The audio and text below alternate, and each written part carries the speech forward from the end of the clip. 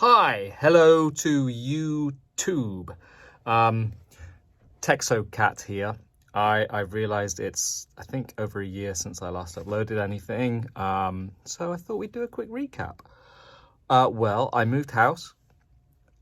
I moved to a house also in Houston with something I've always wanted, which is a garage, a nice double garage. So, well, I'm in the garage now. I'll show you. Here we go. And look what's here. Oh, it's a beautiful storage unit here. It's become, there she is. She's got some blankets and things in the back. Got a dog bed thing on the top here. We've got a green screen on there, cowboy hat, smiley on camera stick, some mail. Screwdrivers. So yeah, she has been sitting there for probably 8 months now, which isn't very good. The transmission never really rectified itself, weirdly. So today I have some proper fluid and a filter, and I'm also going to fit one of these, which is a Transgo pressure reduction valve into the valve body of the transmission, which is supposed to be an easy why do I say that? It's supposed to be an easy fix, and hopefully it will help with a smoother shift. The shift was never that bad really, but it's a good preventative measure to take apparently. So hopefully the proper fluid going in, the proper filter going in, and that valve will help the transmission work. And I can drive my car again, unless my wife just makes me sell it now. Maybe I should just leave it on stands. So here I am once again in one of my favourite places of the world.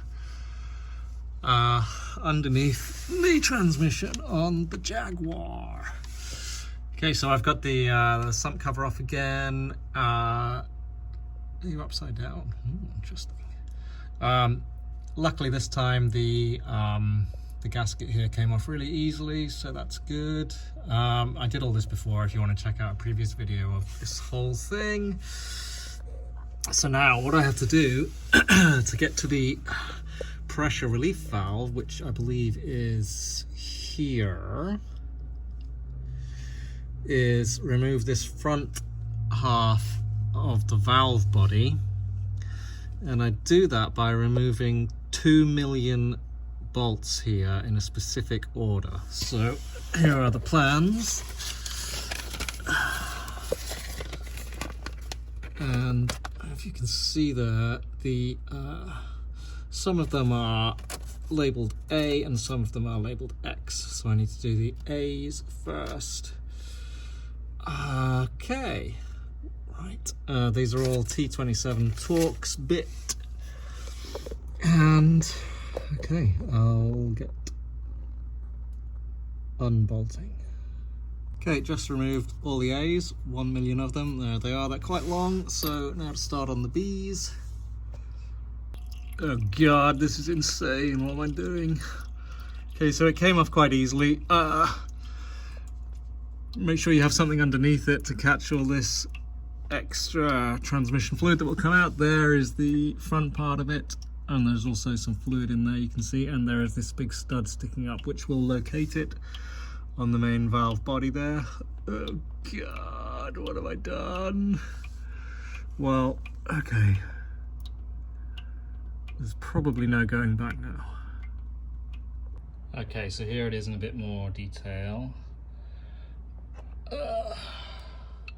Isn't it fascinating? Like, look at that.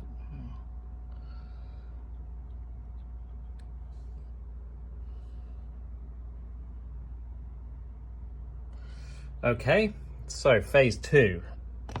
There's still a lot of fluid draining from the transmission, so I'm going to leave that draining probably overnight, and come back to this. Okay, I'm now going to prepare the Transgo Pressure Regulator Valve. Here it is, here's the box. They're over $100 online, but I found this in a transmission shop in Houston for about 80, I think it was. So that's the part number they've got. It all lines up with the proper Transgo website, because apparently there are some forgeries out there. You can't trust anyone these days.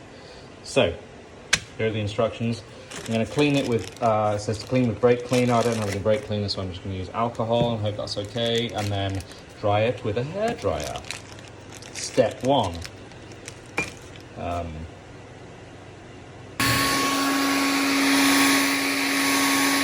Going anywhere nice on your holidays, are you?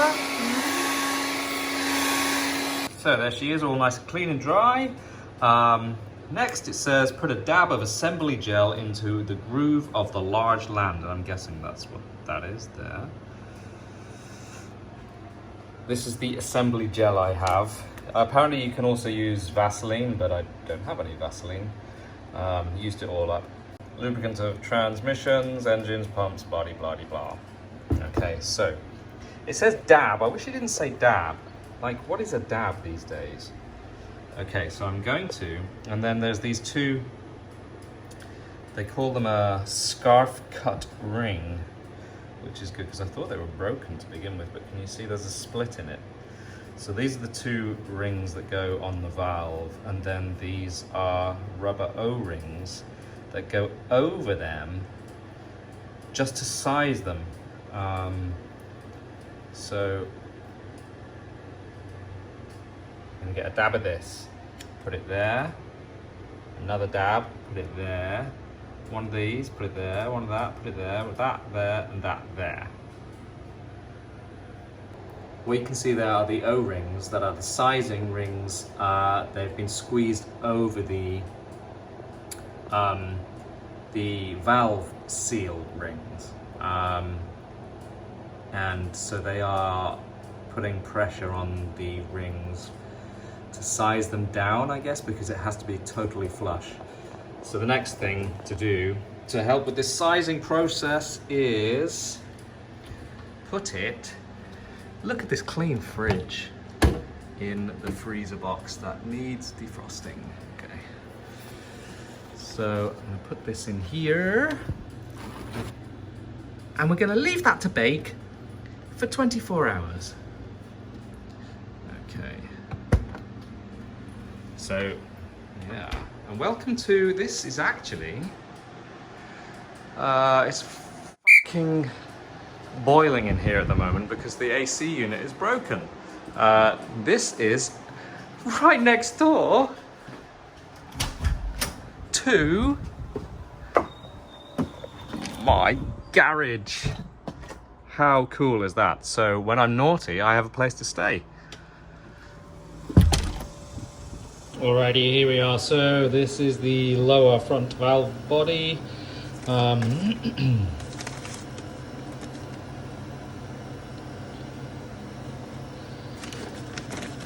This is what it looks like in the book. So I need to remove this plate here. Now it does say to get a buddy, but I don't have a buddy with me. So I've got zip ties. Hopefully they will be enough of a buddy for me. So there's five T27 Torx bits there. Let's see what happens. Let's have a go.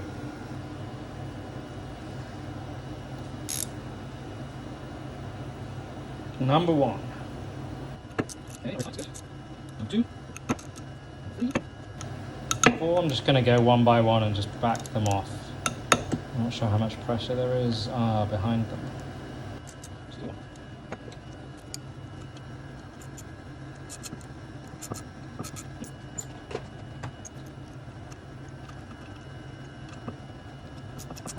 Here she comes. Doesn't feel like there's a lot of pressure under there. Famous last words.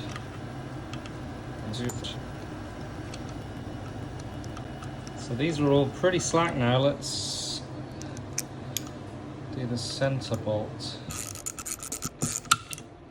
There we go. Okay, well, could have been worse.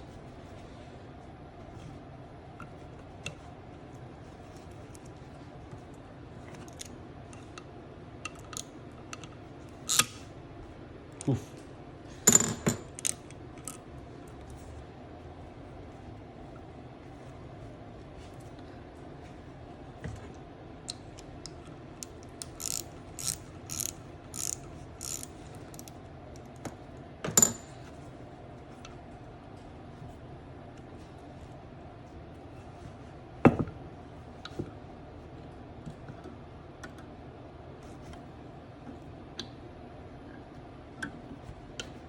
So I'm going to cut this one.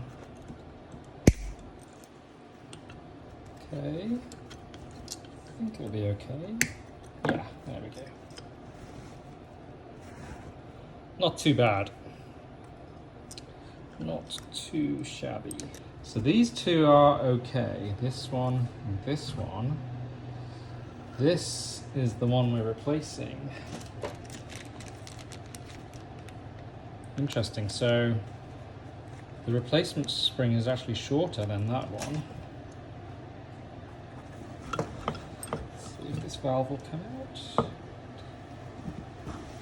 And here we.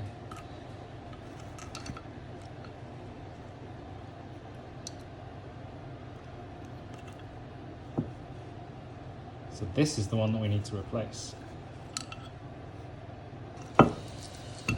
And I'm not sure what I should expect to see on there, but it seems okay. So now for the moment of truth, I'm going to get the new valve out of here. There she is. And I'm going to move quick. Ooh, freezing cold. And see if I can get this in here. But first I'm going to take these O-rings off and maybe just wipe some of this assembly gel away. Here we go.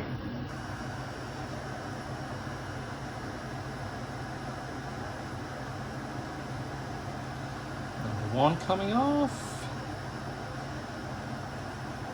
Number two coming off.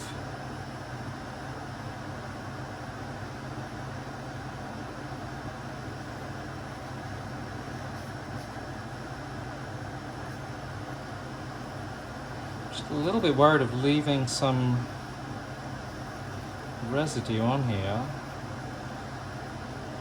Okay, right, let's see if it'll go in. Moment of truth. Yes, yes, yes. Oh, feels good. No problem, went straight in. So that was 24 hours in the freezer that did that. And now we put the red spring in.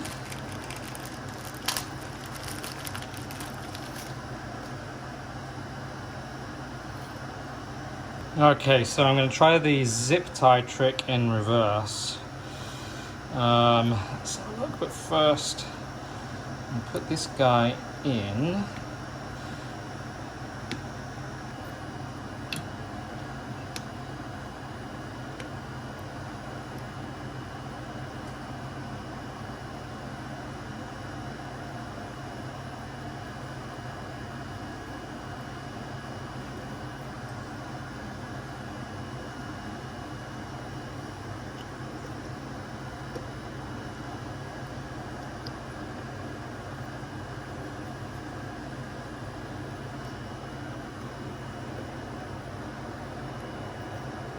This is very precarious.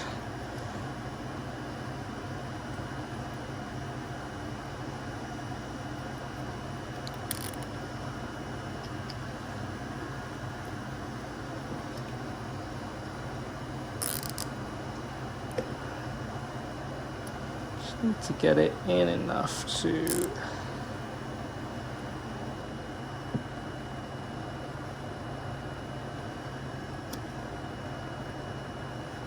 start to bite.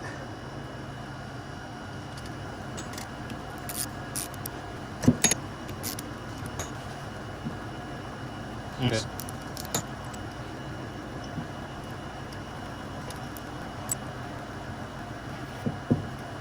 More zip ties. So if I put a zip tie here.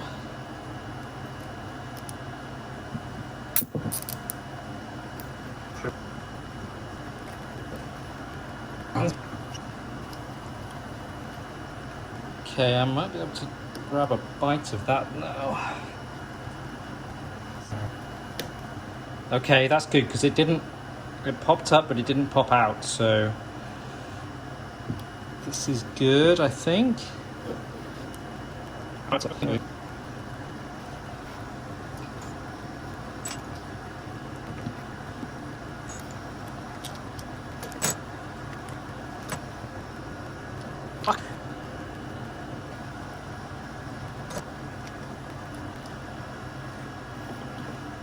maybe another zip tie.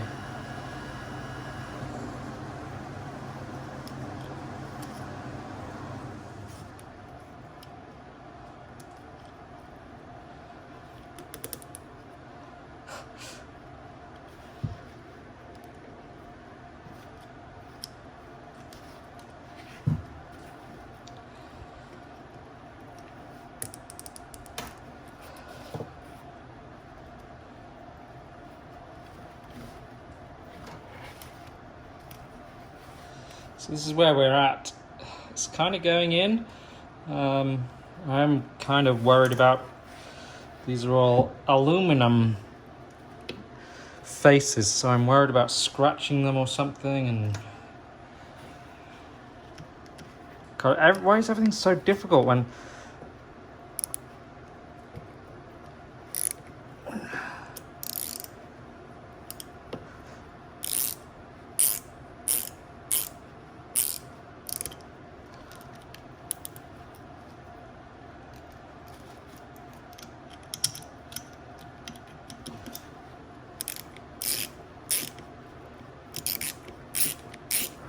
too much strain on these threads. Ugh.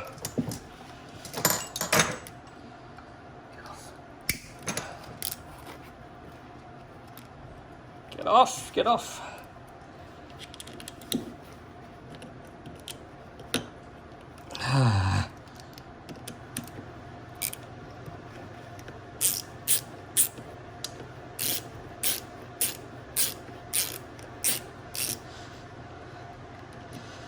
Okay, this looks like might be working out.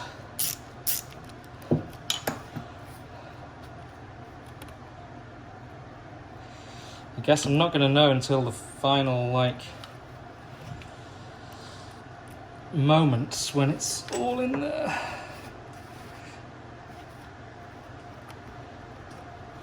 Because I don't want to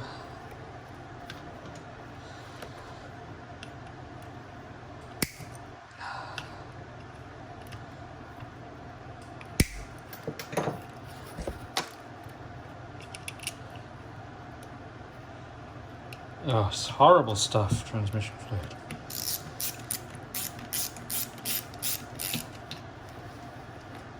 Okay, so I just tighten these down and keep an eye on it, hopefully.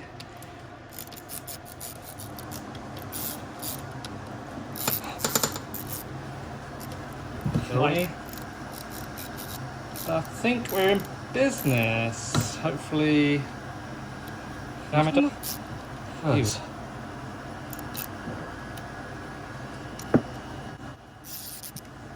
Probably would have been easier with a large C-clamp, but I don't have a large enough C-clamp. So that was the improvised zip tie method. I'd give it 3 out of 5.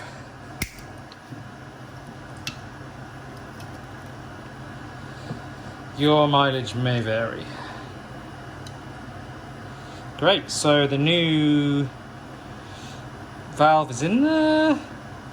If there's any way you can tell on the outside. No. You'd think you might be able to just see the red spring, but no. And where's the old one?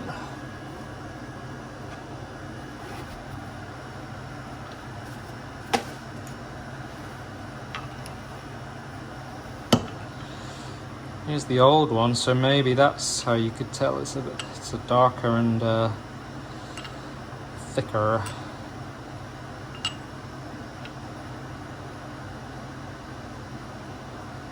I hope I put it in the right way.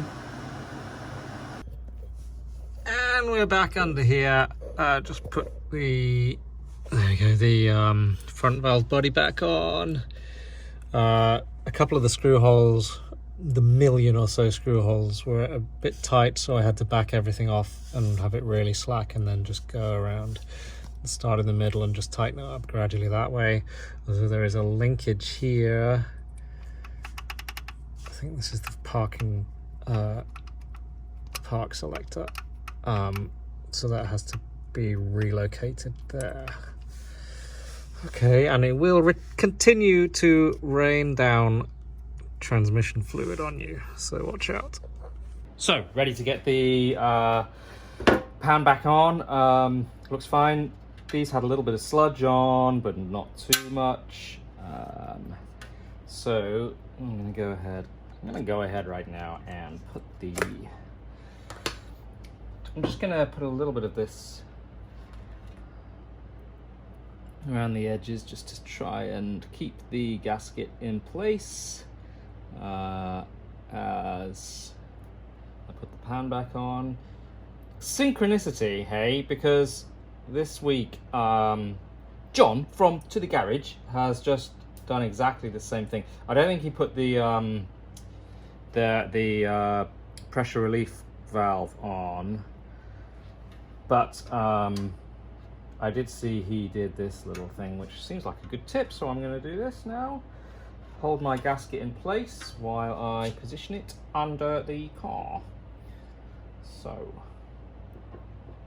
as I mentioned, I am using a reputable company for my supplies this time, which I didn't use last time. So, hopefully we'll get a better result.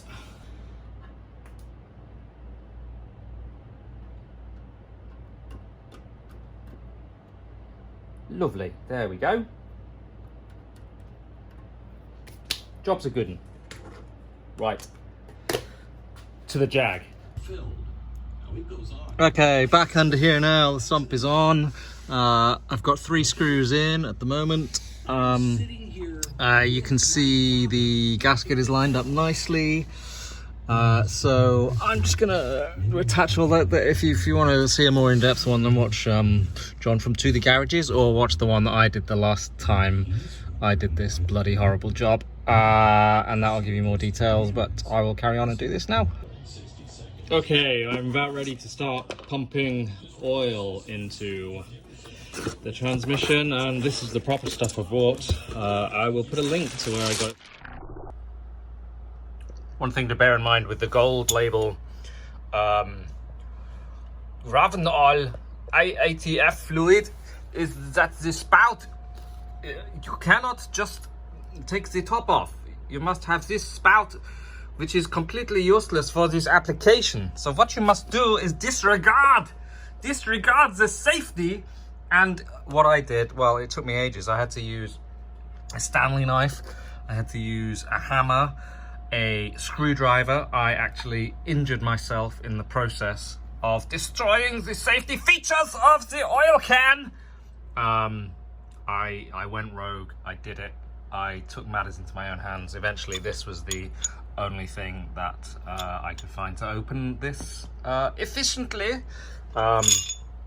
So I am risking, if I upload this onto YouTube, I know I'm risking being barred entry from the EU for disregarding the restrictions and the regulations. But I think you have to know. So I think I just had to get it off my chest.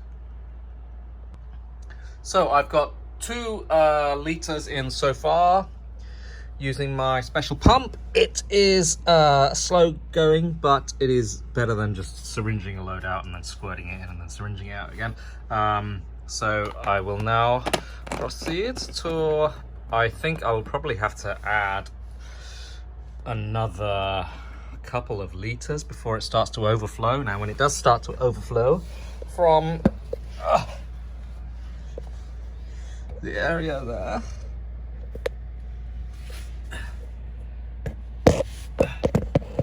see, I've got it cable tied up there, and then if you can see where it's going in, there it is. So when it does start to overflow from there, I will put the plug back in, and then I will attempt to start this Jaguar XK8, which has been sitting for 6 months, which they don't like very much. Transmission is full. I'm gonna start the car for the first time, hopefully start the car for the first time in 6, maybe more than 6 months. It's up on stands. I hate working with cars on stands, under them, on top of them. I just hate it. Anyway, I'm gingerly sitting here. I put my foot on the brake. The car has a fresh battery. It's been on a battery tender for the whole time. I'm just procrastinating now. I don't want to do it. Okay. So the fluid. I checked the fluids. Fluids are good. Did have to top up the coolant quite a bit, so I think there is a leak there. All right. I'm gonna do it. I'm doing it now. I'm turning the key. Okay. Position 1.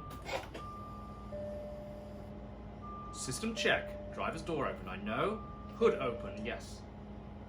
Okay. Next turn. What's going to happen? Okay.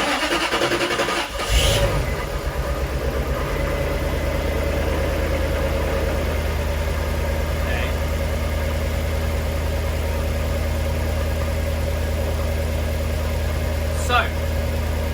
Started. That's good. I should probably open the garage door. Garage door. Okay, so now, yeah, you can hear that rattle. I'm gonna, fine, there's a rattle there.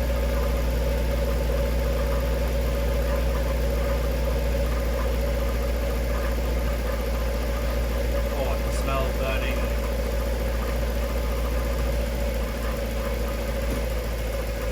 In reverse. Have to open the door in a second. It's getting a bit fumy in here.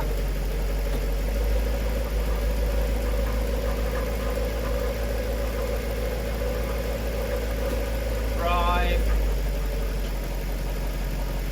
4, 3, 2, 3, 4, drive, neutral. Well, at least the shifter seems to work all right. Something, right? Right, that's something.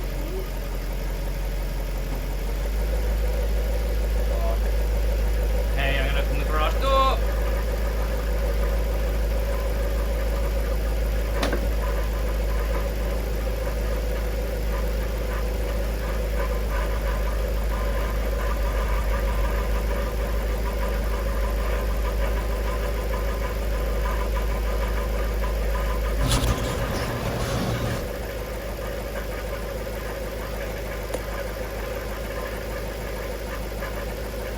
Blinded by the lights.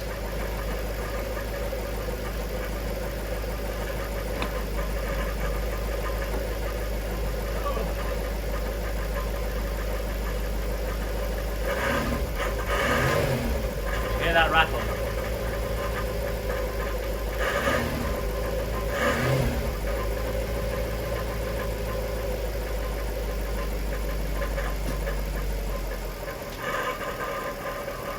Oh, I missed that.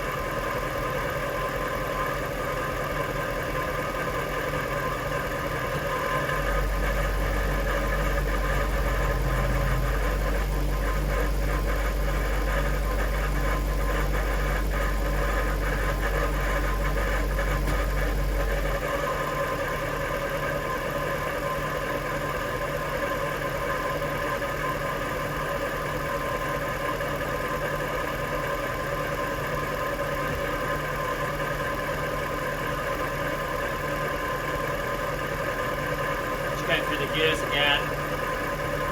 Oh, that noise. Bloody hell.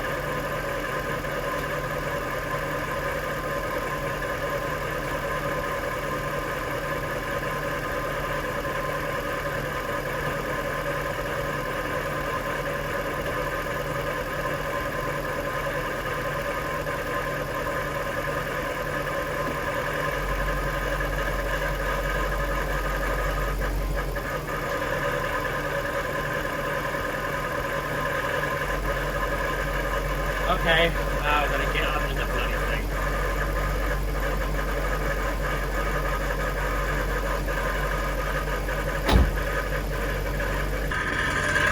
Okay, so I've undone the drain plug again. Jeez. Obviously no fluid's coming out, so I need to pump some more fluid in. It's about to pump fluid. So, what have I learned? Well, I've learned that probably wasn't the oil and filter that was causing the rattle. It does seem a little bit better, but then I've set that before the last time I changed the oil and the filter. At the very least now I've got the proper oil and filter in. I'm pleased that the car started, and